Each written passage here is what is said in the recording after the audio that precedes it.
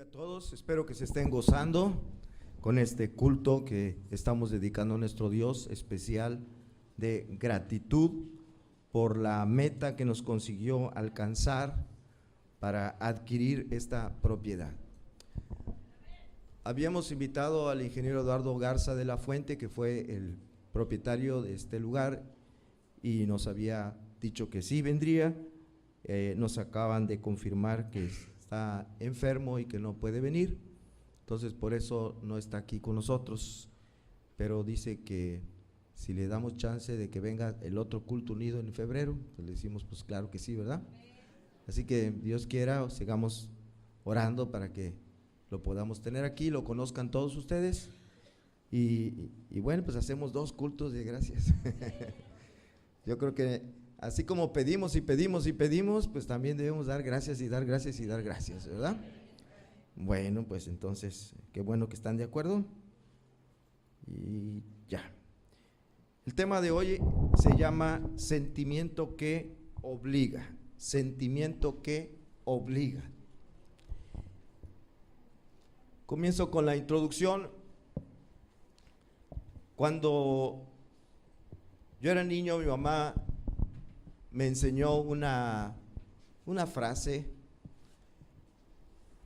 que dice así, como más o menos la recuerdo, porque fue algunos años atrás.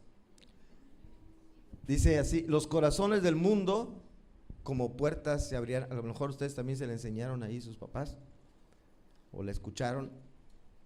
Los corazones del mundo como puertas se abrirán con llaves pequeñísimas. Y recuerda que 2 de estas son muchas gracias y si me hace usted favor. ¿Alguno conocía esta frase? ¿Nadie? El hermano Abundio dice que sí. Bueno, los corazones del mundo como puertas se abrirán con llaves pequeñísimas. Y recuerda que 2 de estas son muchas gracias y si me hace usted favor. Es una buena frase para enseñarle a los niños a ser educados, ¿verdad? A ser educados. Así que llévense a la de tarea para enseñársela a sus niños, a sus nietos, que aprendan a decir gracias y además decir si me hace usted el favor. Pedir las cosas por favor. Bueno, hoy quisiera hablarles de la primera de estas llaves, la que es muchas gracias. Hoy el tema es hablar de esa primera llave y saben ustedes, la gratitud es una llave que abre corazones no solamente de las personas, de los seres humanos, sino también el corazón de Dios. La gratitud es algo que abre el corazón de Dios. ¿Y qué es la gratitud? Pero ¿qué es la gratitud? Porque si vamos a hablar de dar gracias, necesitamos conocer qué significa eso. Aunque ya tenemos bastante idea de su significado. Y se los voy a poner de una manera diferente y luego les doy la definición del diccionario. ¿Recuerdan algunos de ustedes por ahí de casualichiripada una canción de un cantante brasileño llamado Roberto Carlos que se llama Te agradezco, Señor? ¿Sí les suena conocida? Bueno, quiero ponerles una parte de la letra está muy bonita. A veces también en el mundo encontramos algunas cosas buenas, ¿verdad? Dice la Biblia: escudriñad lo bueno, escudriñadlo todo, retened lo bueno. Bueno, dice esta letra: voy a pedir, puse una parte, no toda, y no la voy a cantar. Voy a pedir que las estrellas no paren de brillar, que los niños no dejen de sonreír. Me voy a hacer para atrás para que puedan verlos de aquí adelante. Que los hombres jamás, ¿qué? Se olviden de agradecer. ¿Se habían fijado que eso decía la letra de esta canción? Por eso digo: te agradezco, Señor, un día más. Te agradezco, Señor, que puedo ver. ¿Le han dado gracias a Dios por poder ver? ¿Qué sería de mí sin la fe que yo tengo en ti? Una vez más, te agradezco, Señor, por otro día. Te agradezco, Señor, que el sol nació. Te agradezco, Señor, nuevamente agradezco, Señor. Es una parte de la letra de esta canción. Repito, es un cantante brasileño el que la puso de moda. No sé si la compuso él personalmente o se la pasó a alguien, pero él fue el que la popularizó. Te agradezco, Señor. Y ¿saben cómo dice en el original? La letra está en el original en portugués, porque él es brasileño. ¿Saben cómo dice una de estas frases que acabo de poner aquí en portugués? Dice así, no sé si mi pronunciación vaya a ser buena, pero se parece, el portugués es muy fácil, muy conocido, muy parecido al español, ¿verdad? Por eso digo, obrigado, Señor, por mais un día, obrigado, Señor, que eu posso ver que sería de mí sem a fe que eu tengo en você. ¿Qué les parece? Bueno, lo que quiero que noten es cómo dice la parte que se tradujo, te agradezco, Señor. ¿Cómo dice en portugués? Obrigado, Señor. ¿A qué le suena obrigado? A obligado, ¿verdad? A nuestra palabra en español, obligado. Es decir, en portugués, dar gracias es una obligación. La gente se siente obligada a dar gracias. No que si quiero o no quiero, no, sino la persona se siente obligada a dar gracias. Y por eso dicen, obligado, Señor. Estoy obligado a darte las gracias. Está bonito en portugués, ¿verdad? Obrigado, Señor. Por eso la quise poner esta canción. Bueno, ahora sí vamos a ver la definición que da el diccionario de la Real Academia Española, que está en línea. Y dice así: gratitud es un sentimiento que nos obliga, por eso me acordé de la letra de la canción esta, sentimiento que nos obliga a estimar el beneficio o favor que nos han hecho o han querido hacer y a corresponder a él de alguna manera. Entonces la gratitud es un sentimiento que nos obliga con la persona que nos ha hecho un favor o intentó hacer el favor y desear corresponder a él de alguna manera. ¿Cómo la ven? Sentimiento que obliga. Por eso así le puse a esta meditación de hoy, sentimiento que obliga. ¿Qué es eso? Gratitud. Gratitud. Yo espero que todos seamos agradecidos.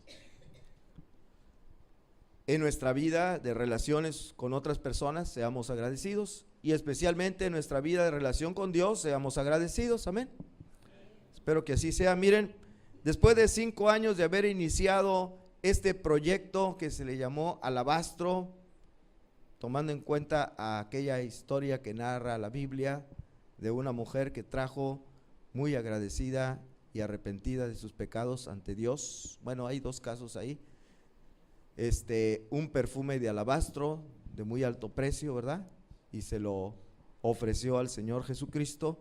Pues hace 5 años nosotros iniciamos este proyecto para adquirir esta propiedad donde nos estamos reuniendo y donde nos habíamos estado reuniendo con anticipación. Esto era algo realmente imposible de hacer. ¿Estaban o no conscientes de que era imposible que la iglesia pudiera comprar esta propiedad? Estábamos todos con la idea de que nos gustaría mucho, soñábamos con que ojalá, pero no, pues ¿cuándo vamos a poderlo comprar? Y Dios nos forzó y nos puso a prueba nuestra fe, ¿verdad? Nos llamaron de parte del ingeniero que no pudo estar hoy y nos dice, pues ¿saben qué? Voy a vender la propiedad. Ya les he platicado esto, ¿verdad? Ya se los he platicado. Y dijimos, hay una compañía que hace casas que quiere comprarme todo el terreno. Y ya le vendí aquella parte de allá, nada más me falta esta parte de aquí. Y se las quiero ofrecer a ustedes primero antes de vendérsela a la compañía que va a construir casas.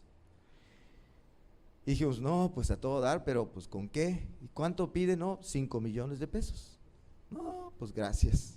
Y ya estábamos pensando en hacer las maletas, a ver a dónde nos íbamos o qué hacíamos. Nos vuelve a llamar y nos dice, ¿qué pasó? ¿La compra o no? Pues sí, quisiéramos, pero no tenemos. esa cantidad ni de chiste. Dice, pues yo les doy facilidades para que me la compren. Y eso nos dejó sorprendidos, ¿verdad? Me la van dando en abonos, en 5 años me la pagan. Dijimos, pues aún así se veía bien difícil. Aún así se veía bien difícil. Nos pidió un enganche de $1 millón de pesos, de $1,5 millones para el fin del año, y estábamos a octubre. ¿Cómo le vamos a hacer?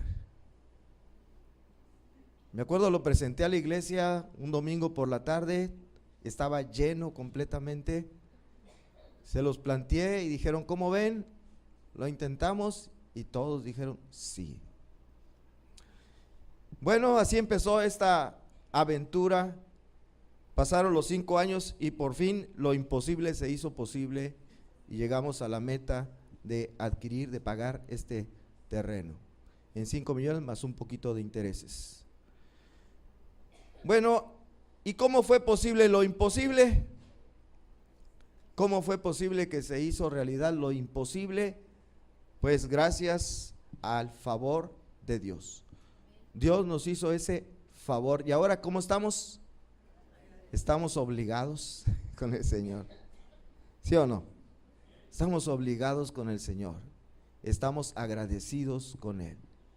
Tenemos la obligación de decirle al Señor, gracias. Gracias por tu gran favor que nos has hecho. Bueno, hermanos, que no seamos como el pueblo de Israel.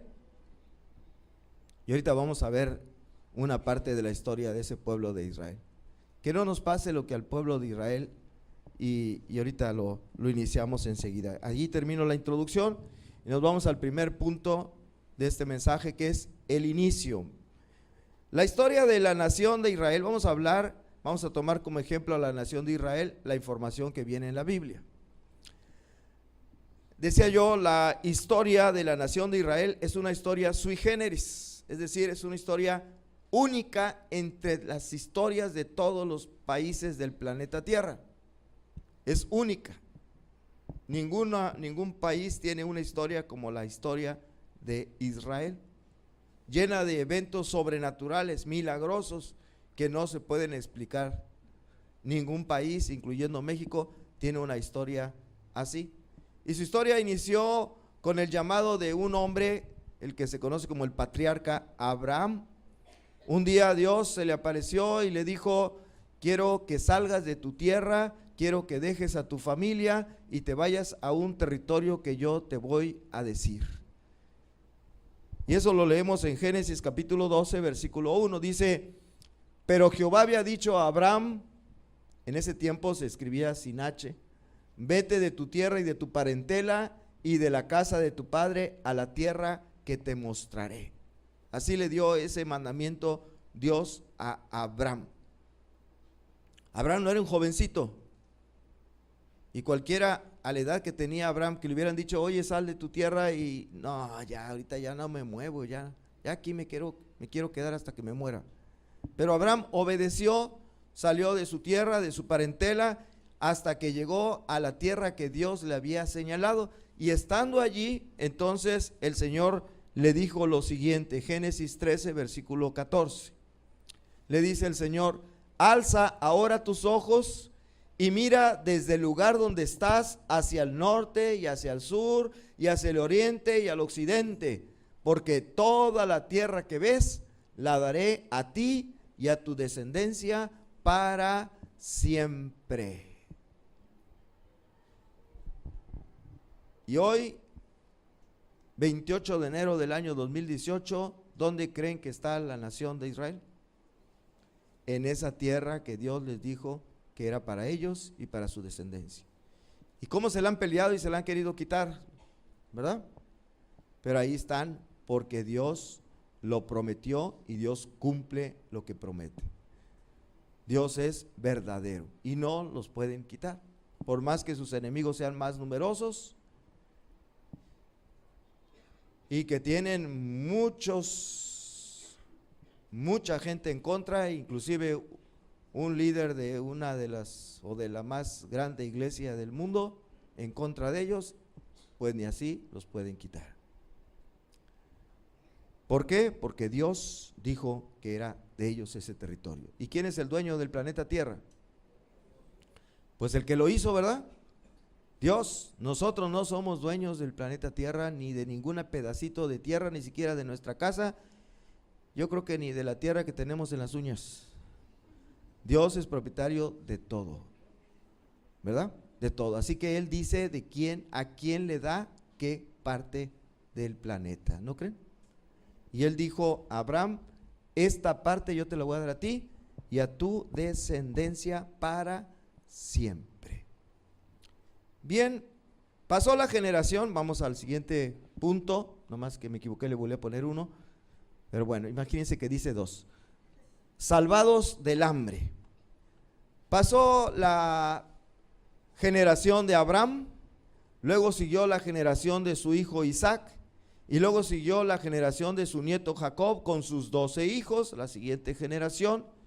Y en ese tiempo se vino una gran hambre en la tierra donde estaban ellos habitando, y eso los obligó a, sin meterme ya en más detalles, a migrar hacia Egipto, donde sí había alimento. Y ahí llegaron a Egipto, donde fueron muy bien recibidos, gracias a que estaba en un puesto de muy alta autoridad José, uno de los hijos de Jacob, que después cambió su nombre a Israel. Jacob e Israel son la misma persona. Y ahí estaba José, que tenía un puesto inmediatamente después en autoridad de Faraón. Así que llega su familia y son muy bien recibidos y son salvados del hambre que se había venido en toda la tierra. Dice Génesis 47, versículos 5 y 6. Dice: entonces Faraón habló a José diciendo: tu padre y tus hermanos han venido a ti, la tierra de Egipto delante de ti está, en lo mejor de la tierra haz habitar a tu padre y a tus hermanos, habiten en la tierra de Gosén, y si entiendes que hay entre ellos hombres capaces, ponlos por mayorales del ganado mío. Así que les fue muy bien, ¿verdad? Los pusieron en lo mejor de la tierra de Egipto, en la tierra de Gosén, y todavía por ahí algunos los pusieron hasta a mandar, ¿verdad? De encargados ahí del ganado de Faraón. ¿Se fijaron? Porque ellos tenían se dedicaban a ser pastores, ¿verdad? Tener ganadería y esas cosas. El pueblo de Israel. Bien, se salvan del hambre llegando a Egipto. El punto que sigue, multiplicándose en la adversidad. Muere José, muere el faraón que apreciaba a José y y en ese tiempo, no está en la Biblia, yo pienso que el pueblo de Israel debió haberse regresado a su tierra otra vez, a donde Dios les había prometido que vivieran. Pero como estaban bien a gusto en Egipto, ahí se quedaron bien cómodos, ¿no? No, pues aquí estamos bien, ya para que nos movemos, nos tratan muy bonito, todo dar, y ahí se quedaron. Pero muere el faraón que apreciaba a José, muere José, y viene al trono otro nuevo rey.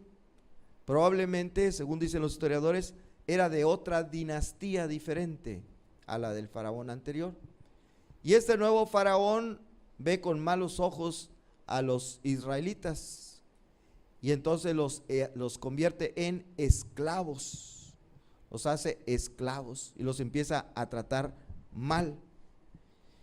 Pues aún en medio de la adversidad, en medio del maltrato que estaban recibiendo, sucede una cosa muy interesante.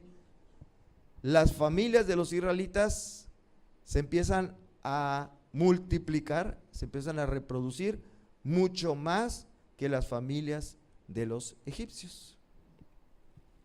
Dice Éxodo 1, versículos 11 y 2. Entonces pusieron sobre ellos, sobre los israelitas, comisarios de tributos que los molestasen con sus cargas, y edificaron para Faraón las ciudades de almacenaje, Pitón y Ramsés. Pero cuanto más los oprimían, tanto más se multiplicaban y crecían, de manera que los egipcios temían a los hijos de Israel. Empezaron a ver que crecían y crecían. Es lo mismo que está pasando hoy día allá en nuestro país vecino del norte.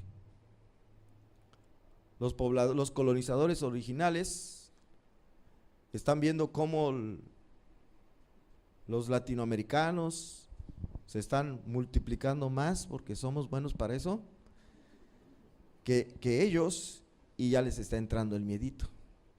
Y entonces hay que sacarlos. Lo mismo pasó con esto, y Faraón veía que los israelitas se estaban multiplicando mucho. Dijeron, no, estos van a ser más que nosotros y nos van a quitar.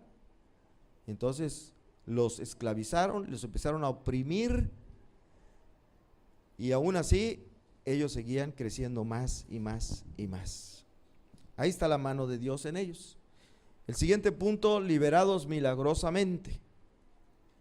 Como más o menos 400 años después, y habiendo el pueblo de Israel clamado a Dios por causa de la esclavitud en la que estaban viviendo, entonces Dios envió a su siervo Moisés, y ese siervo Moisés lo utilizó para conseguir la libertad del pueblo de Israel de la esclavitud de Egipto. Ahora, yo decía que Israel es un pueblo que tiene una historia sui generis, porque la manera en que ellos lograron la libertad de la esclavitud para regresarse a su tierra prometida no fue una manera natural, como se ha alcanzado la independencia en muchos países del mundo, porque ellos no la lograron por medio de la guerra, como por ejemplo se logró aquí en México y en muchos lugares más. Ellos no tuvieron que morir miles de mártires para alcanzar la independencia de Israel. Nada, ni uno solo de ellos murió para lograr la independencia. ¿Cómo se logró entonces? Por la mano milagrosa de Dios. Dios envió a Faraón y a los egipcios una serie de plagas para que por medio de ellas Faraón dejara en libertad a los israelitas. ¿Y se acuerdan ustedes de esas plagas? La primera, la plaga de sangre, dice la Biblia que el agua de los ríos se convirtió en sangre. La plaga de las ranas, pues empezaron a surgir ranas por todos lados y las casas de los egipcios. Lo curioso es que nada más ocurría en la parte donde estaban los egipcios, y en la tierra donde estaban los israelitas, ahí no pasaba nada malo. Entonces se llenaron de ranas las casas de los egipcios y los patios, y por todas partes ranas. Imagínense que se van a acostar y que tienen ahí unas ranas ahí en la cama, y quítense, bájense, y al rato que se quedan dormidos se le vuelven a trepar las ranas. Bueno, necio Faraón siguió sin dejarlos ir, y ahora viene la plaga de los piojos. Ya se imaginan, piojos que hubo no solamente en las personas, sino también en los animales. Cuarto, plaga de moscas. Ya alguno por ahí se está rascando. Plaga de las moscas. Ah, qué desesperante, ¿verdad?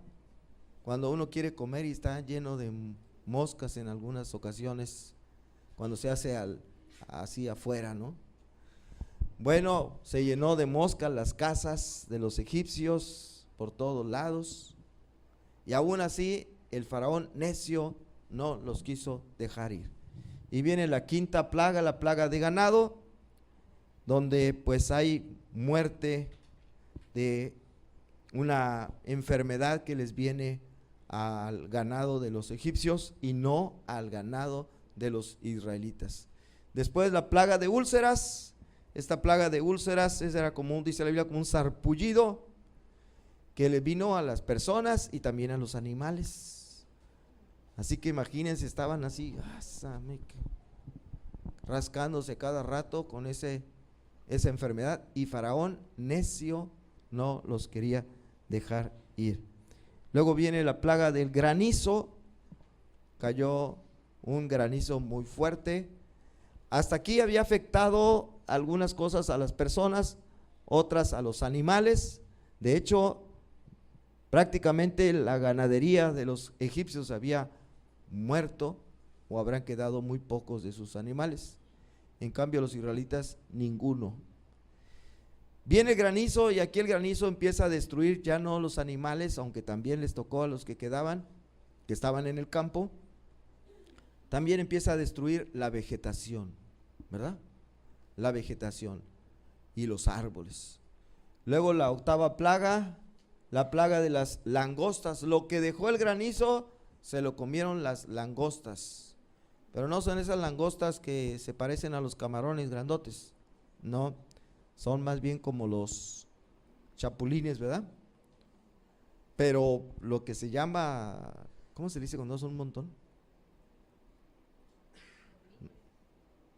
No es enjambre, es otra palabra. ¿Qué? ¿Colmenas? No, colmenas es de abejas, ¿no? No, de chapulines, cuando son muchos chapulines. Bueno, quién sabe qué palabra hay, pero hay una palabra especial.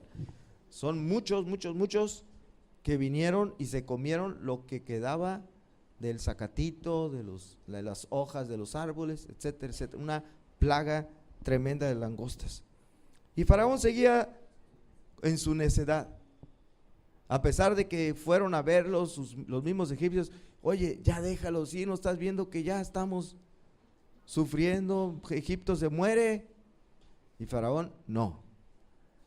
Viene la plaga de las tinieblas, hubo oscuridad, una oscuridad muy grande, de manera, dice la Biblia, que nadie pudo ver a su semejante, no se pudieron ver, no se veían, estaba tan oscuro que viviendo en la misma casa uno no podía ver al otro que tenía al lado. Bueno, plaga de las tinieblas. Y finalmente vino la terrible muerte de los primogénitos. Cada primer hijo nacido en casa, en cada familia de los egipcios y no de los israelitas, murió.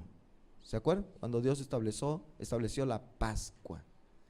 Bueno, ya con esta última plaga, ahora sí, Faraón dice, váyanse, pero váyanse. Ya no los da permiso, ya los corre, ¿verdad? Váyanse. Y la gente hasta también los apresura, váyanse, y hasta les regala cosas para que se vayan. Bueno, ¿verdad que es única la historia de Israel? ¿Conocen otro país que haya obtenido la independencia de una manera así, como esta? Ninguno. Bueno, salen de Egipto. Y ahora el punto que sigue es preservados en el desierto. Salen de Egipto ya como una nación, como un pueblo libre para dirigirse a la tierra prometida. Pero hay un problema. Entre Egipto y la tierra prometida, ¿qué creen que hay en medio? Un desierto. Está el desierto. ¿Y qué hay en un desierto? Como su nombre lo dice, nada. Está desierto. No hay vegetación, no hay pasto para los animales, no hay árboles frutales para comer y sobre todo no hay agua. Así que en ese desierto ellos estaban condenados a morir. En forma natural hubieran muerto, pero Dios intervino milagrosamente. Hizo varias cosas, nada más voy a mencionar dos textos. Éxodo 16, 14 y versículo 15 dice: y cuando el rocío cesó de descender, he aquí sobre la faz del desierto una cosa menuda, redonda, menuda como una escarcha sobre la tierra. Y viéndolo los hijos de Israel se dijeron unos a otros: ¿qué es esto? Porque no sabían qué era.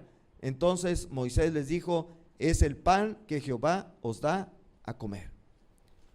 ¿Cómo pudieron alimentarse estando en el desierto? Porque Dios les hacía que cayera todos los días, con excepción del día de reposo, todos los días caía del cielo este pan, ¿cómo le pusieron? ¿Se acuerdan cómo le pusieron? Maná. ¿Qué quiere decir maná? ¿Qué es esto? Quiere decir ¿qué es esto? Porque eso fue lo que dijeron. ¿Qué es esto? Pues, ¿qué le ponemos? ¿Qué es esto? Pues le ponemos el ¿qué es esto? ¿Verdad? Y así le pusieron y comieron ¿qué es esto? Todos los días, porque caía el alimento, un alimento suponemos nutritivo, ¿verdad? Aunque claro, Ya hubo problemas porque se aburrieron, como a veces pasa en la casa, ya me aburrí del pollo o del huevo o de los frijoles. Pero bueno, así es la naturaleza de los humanos. No nos metemos en ese punto. Dios les preservó dándoles alimento y beber. ¿Cómo bebieron? Éxodo 17:6. He aquí que yo estaré delante de ti allí sobre la peña en Horeb, le dice Dios a Moisés, y golpearás la peña y saldrán aguas y beberá el pueblo. Y Moisés lo hizo así en presencia de los ancianos de Israel. Dios hizo el milagro de que de las rocas, de las piedras, saliera agua.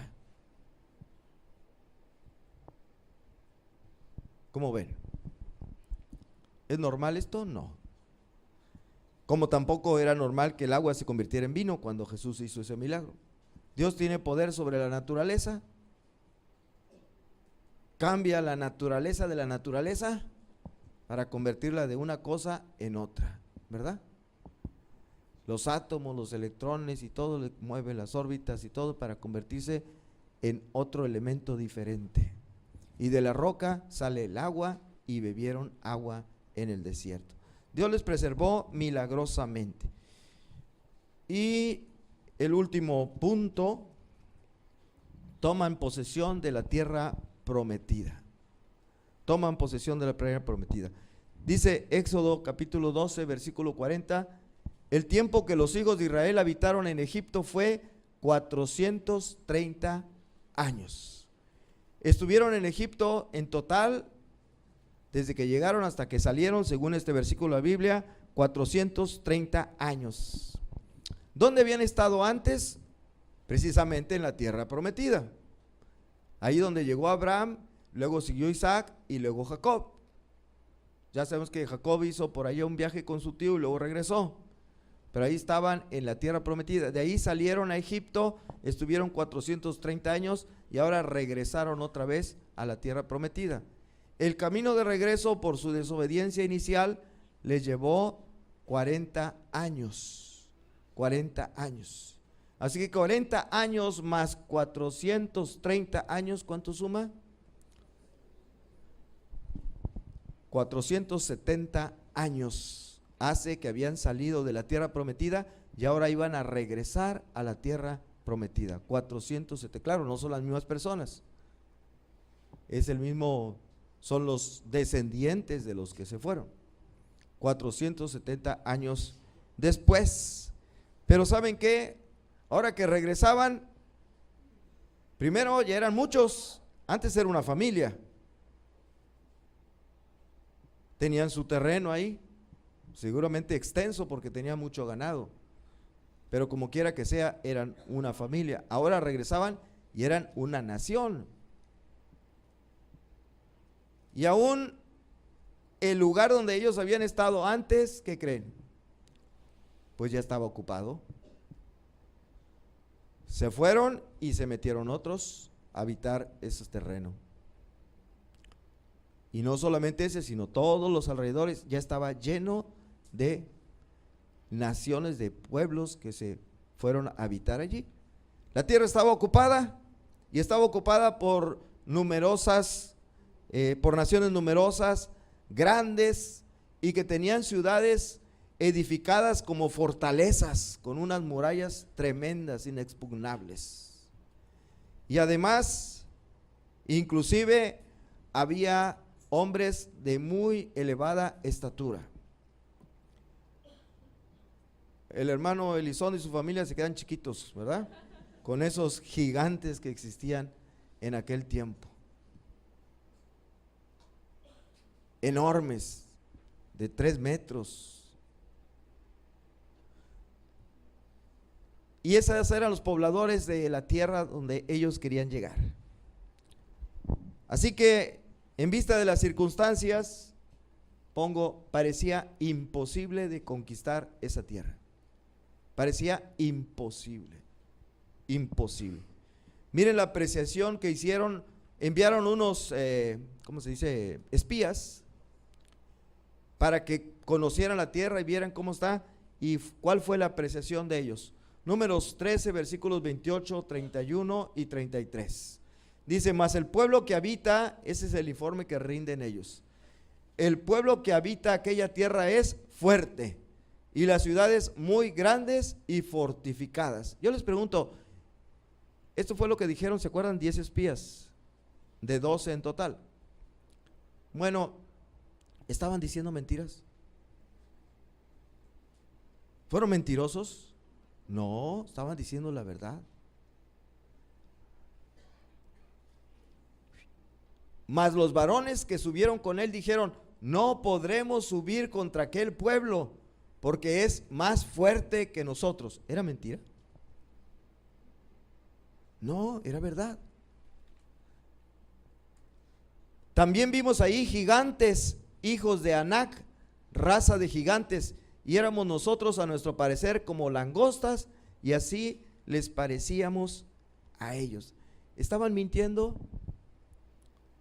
No, estaban diciendo la verdad. Ellos estaban siendo verdaderos, tenían razón en lo que dijeron. Los habitantes eran muy fuertes, los habitantes tenían ejércitos entrenados para la guerra, tenían los elementos necesarios, ¿verdad? Para tener esos ejércitos bien apertrechados. Tenían ciudades con murallas enormes en altura y en anchura, tremendas ciudades, tremendas murallas que eran fortalezas que parecían impenetrables. Y además había unos hombres de tan elevada estatura que daban miedo. Decir, ¿vas a pelearme con ellos? No, hombre. Tenían razón. Así que se veía imposible de que ellos pudieran tomar esa tierra prometida.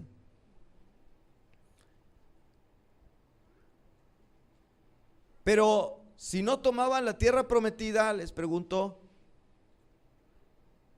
¿qué iban a hacer? ¿A dónde se irían?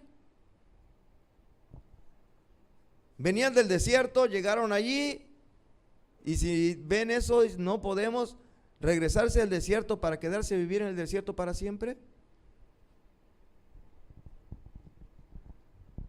Pues no les quedaba de otra, ¿verdad? Era imposible derrotar a toda esa gente. Era imposible. Fíjense, ellos ¿quiénes eran? Eran un pueblo que venía ¿de dónde? De la esclavitud de Egipto. Eran esclavos, ahí trabajaban haciendo ladrillo, era lo que sabían hacer. ¿Tenían ejército? No tenían ejército. Armamento no tenían. ¿Cómo iban a pelear con toda esa gente? No podían. Pero regresarse al desierto era la única alternativa que les quedaba. Ahora yo les pregunto, ya viniéndonos a nuestra situación como iglesia cristiana Jerisim, ¿no pensamos nosotros lo mismo?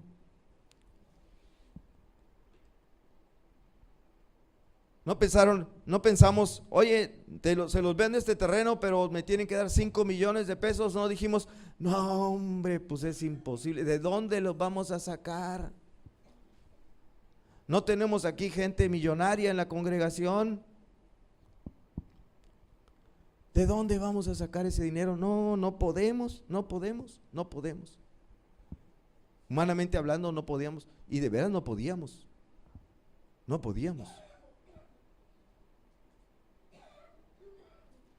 Pero, ¿y si no comprábamos esta propiedad? ¿A dónde nos íbamos a ir? ¿A dónde nos íbamos a ir? ¿A cuál desierto nos vamos?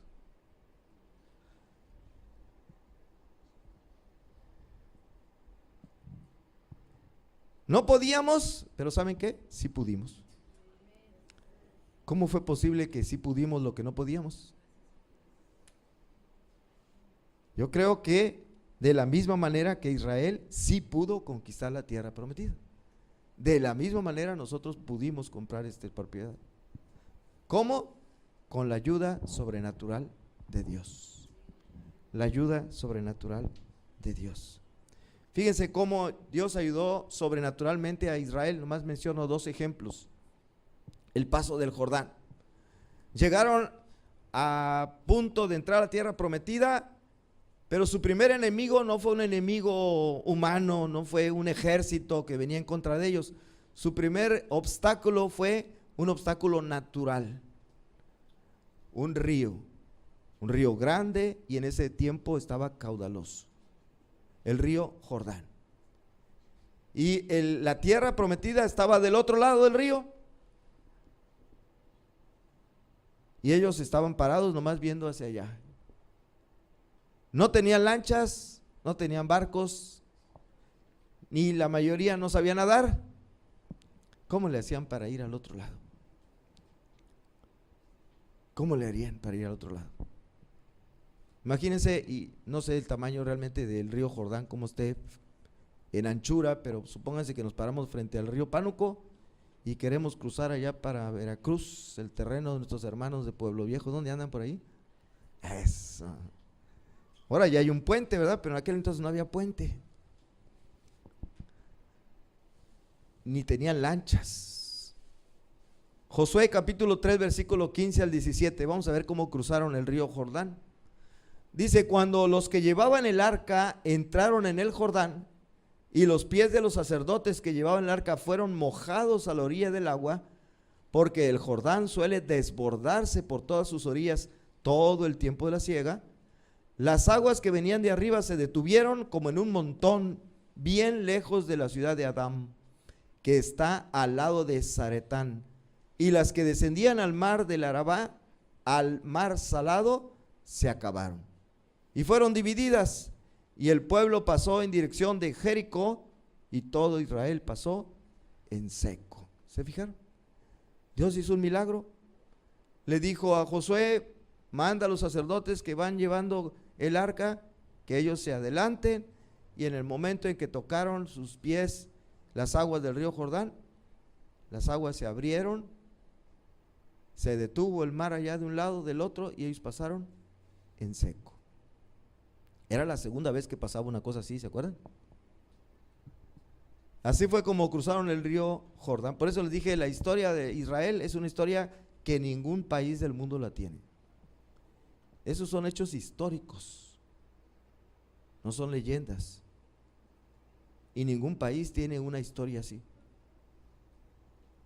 Extraordinaria, ¿verdad? Pasaron el río Jordán. ¿Qué estaba después de pasar el río Jordán? ¿Cuál era la primera ciudad que les tocaba ahí para conquistar? Ahí lo dice, lo acabo de leer. Empieza con J, luego sigue una E. Jericó. Así que su siguiente obstáculo, ahora sí, era tomar la ciudad de Jericó. Cruzando el río Jordán, enseguidita estaba la ciudad de Jericó. Una ciudad tremendamente amurallada. Y cuando vieron que los israelitas venían y con lo que había pasado, les entró miedo y cerraron las puertas de la muralla, y nadie entraba y nadie salía. Bien cerrado, dice la Biblia, estaba Jericó. Unas murallas enormes en altura, no como las bardas que hacemos el día de hoy, ¿verdad?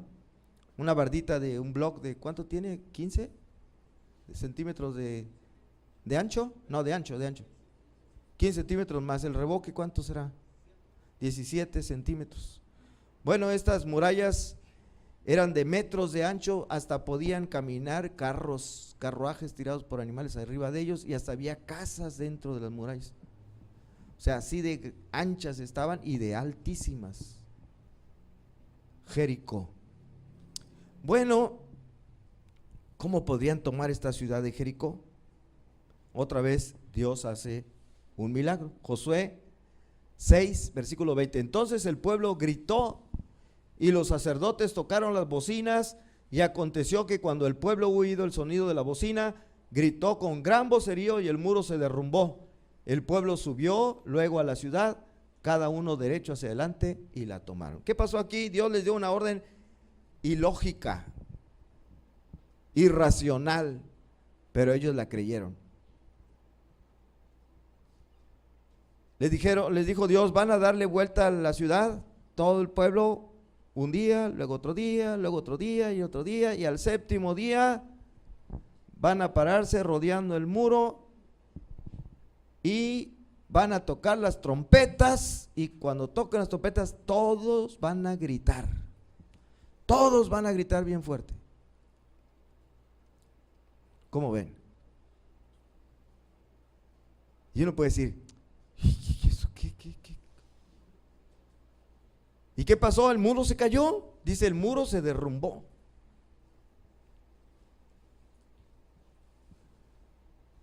¿Qué fue? ¿Qué fue lo que derrumbó ese muro? ¿Los gritos de las personas? Algunos han querido explicar que el griterío produjo una onda de frecuencia que entró en resonancia con el muro y entonces se derrumbó. Pamplinas, hombre. Háganle todas las veces, todos los experimentos que quieran y nunca se va a caer una muralla de ese grosor y nada, jamás.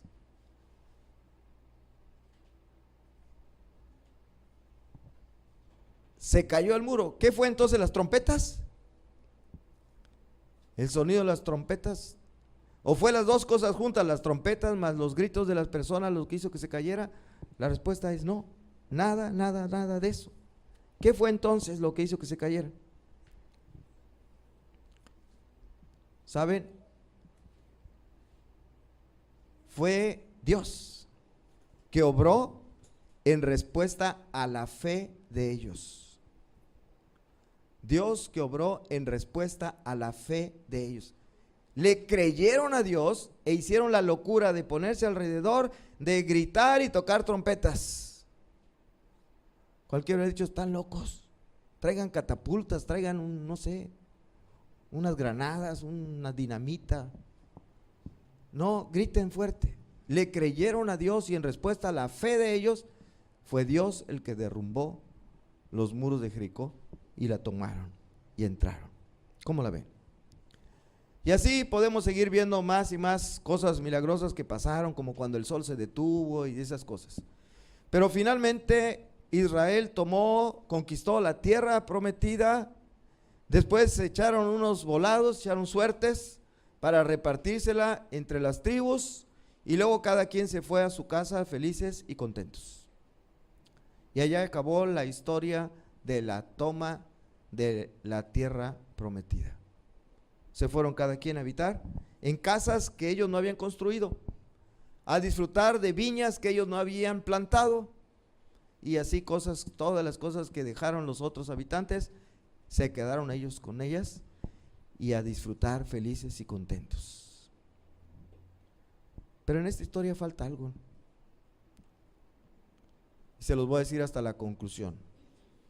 Falta algo, ¿no les parece? Conclusión: de ser unos sumisos esclavos en Egipto, el pueblo de Israel llegó y conquistó la tierra prometida, derrotando a los moradores de Jericó y a los amorreos, fereceos, cananeos, heteos, gergeseos, heveos y jebuseos y otros seos. Oitas también, ¿verdad? Porque había. Los derrotaron. Esta hazaña era realmente imposible de realizar, pero ocurrió porque recibieron la ayuda del Todopoderoso. Y no por ser ellos mejores que otros pueblos, sino porque la gracia de Dios estuvo con ellos. Como dice Deuteronomio 7, versículos 7 y 8a, la primera parte. Dice, no por ser vosotros más que todos los pueblos os ha querido Jehová y os ha escogido, pues vosotros erais el más insignificante de todos los pueblos, sino por cuanto os amó Jehová. Para que no se creyeran muy, ¿verdad? Les dice Dios, no porque ustedes eran los mejores del planeta Tierra y por eso, no. Eran los más insignificantes, pero los amó Jehová. Por eso los ayudó y conquistaron la tierra prometida. Ahora vamos a nosotros. Nosotros también estemos conscientes de que hemos llegado a poseer esta tierra, esta propiedad, cuando era imposible que la adquiriéramos, pero lo hicimos porque recibimos la ayuda de Dios. No porque seamos mejores que otras iglesias, que nos quede bien claro esto y no nos llenemos de orgullo. No porque seamos mejores, sino a pesar de ser la más insignificante de todas las iglesias. ¿Dicen amén a esto? Amén. A pesar de ser la más insignificante de todas las iglesias, pero por su gracia, como dice acá, Dios nos amó. Dios nos amó. Y esto es maravilloso, ¿verdad? Ahora, finalmente, en la historia de la conquista de la tierra prometida por Israel, les faltó algo muy importante. No se menciona que todo el pueblo se haya reunido, por ejemplo, en Siquem, se hayan puesto de rodillas y ya le hayan dicho a Dios, gracias. Vean su Biblia si dice. No se menciona que hayan hecho una reunión así de toda la congregación de Israel para alzar sus manos y su corazón a Dios y decirle gracias. Gracias, Dios. Te agradezco, Señor, porque nos diste la tierra prometida. ¿No les parece eso muy lamentable?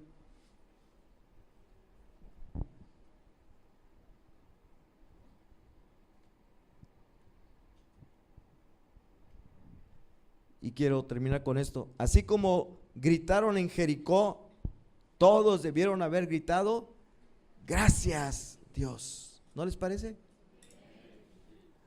Así como esa vez en Jericó se reunieron y gritaron al son de las trompetas, ellos debieron haberse reunido todos juntos y gritar a Dios, gracias, Dios. La manera en que lo quieran decir. Válgame. Bueno, más quedito, gracias, Dios. Pues aunque llore mi nieto, no le hace, ¿verdad? Gracias, Dios. ¿Qué tal si todos gritamos en este momento, gracias, Dios? ¿Cómo ven? Levantando sus manos decimos todos, gracias, Dios. Pero una vez no es suficiente, ¿no? Gracias, Dios. Gracias. Bueno, ahora vamos a hacerlo 7 veces seguidas. ¿Sí? ¿Podemos? La 1, a las 2 y a las 3. Gracias, Dios. Gracias, Dios. Gracias, Dios. Gracias, Dios. Gracias, Dios. Gracias, Dios. Y gracias, Dios. Amén. Vamos, muchas gracias a Dios. Muchas gracias.